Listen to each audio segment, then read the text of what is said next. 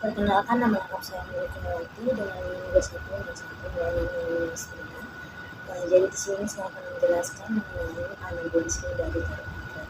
Nah, sebagaimana kita ketahui, anabolisme merupakan fungsi sebuah sederhana menjadi semakin kompleks dan membutuhkan energi. Nah, contohnya seperti fotosintesis. Dan dalam fotosintesis ini terjadi reaksi kimia di mana 6CO2 direaksikan dengan 6H2O menghasilkan C6H12 dan 6, kemudian direaksikan kembali dengan 6H2. Jadi fotosintesis ini berlangsung di kloroplas yang biasanya berada pada daun. Nah, di dalam kloroplas ini terdapat dua macam membran. Yang pertama yaitu membran dalam dan juga membran luar. Nah, di dalam membran ini terdapat cairan yang dinamakan stroma.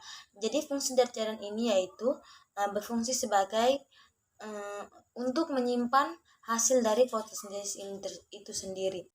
Pada proses fotosintesis terdapat dua reaksi, yaitu reaksi terang dan juga reaksi gelap.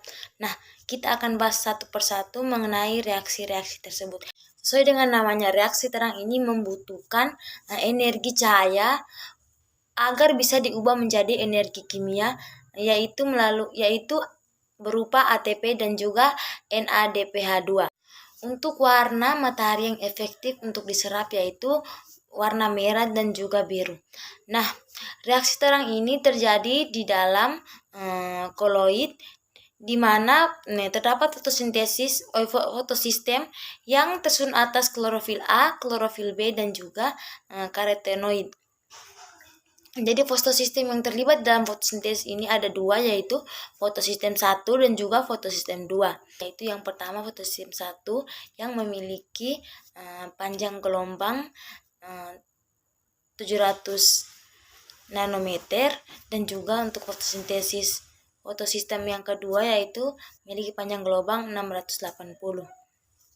Nah, di dalam fotosistem ini terjadi penyerapan energi matahari oleh klorofil guna untuk melepaskan elektron.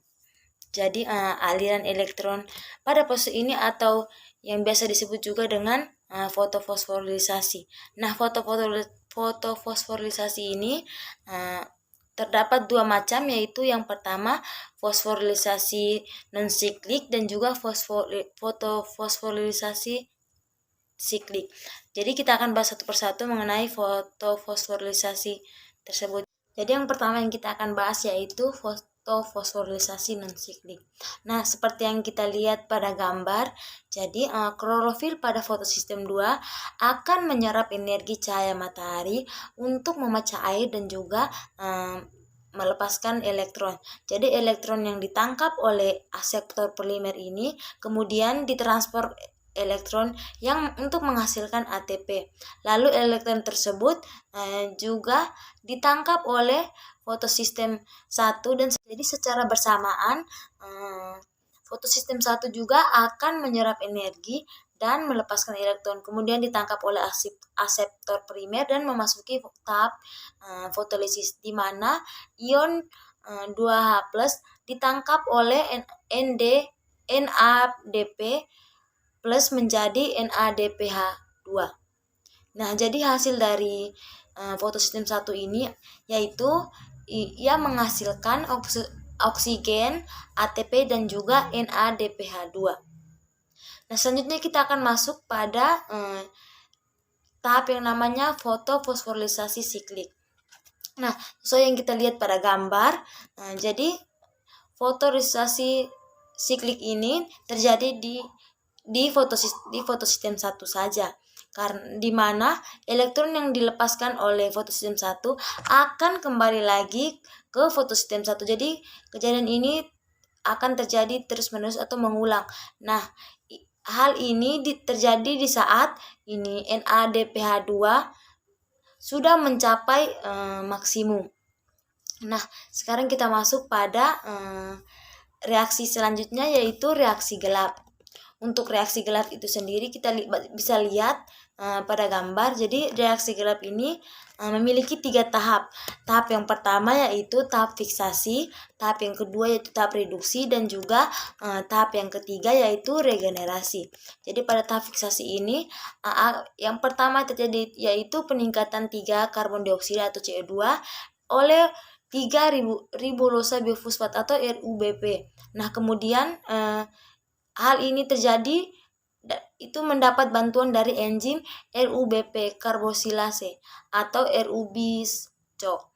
Nah, dari sini akan membentuk 6 molekul 3 fosfogliserat. Nah, kita masuk pada tahap yang kedua yaitu tahap reduksi. Nah, jadi pada tahap reduksi ini terjadi fosforilisasi PGA oleh ATP, kemudian akan menghasilkan DPGA. Nah, lalu DPGA tersebut direduksi oleh NADPH menjadi PGAL atau GA3P. Nah, kita masuk pada tahap yang selanjutnya yaitu regenerasi. Untuk selanjutnya ini di mana pelepasan fosfogliseral aldehid ini menjadi glukosa dan regenerasi RUBP atau ribulosa biofosfat. Nah, kemudian 1 PGAL disintesis menjadi 1/2 atau setengah bagian dari molekul glukosa. Kemudian akan menjadi 5 PGAL dan akan diregenerasi lagi menjadi 3 molekul RUBP. Nah, hal ini akan terjadi terus-menerus. Jadi sekian penjelasan singkat dari saya mengenai anabolisme dari karbohidrat. Kurang dan lebihnya saya mohon maaf. Wabillahi assalamualaikum warahmatullahi wabarakatuh.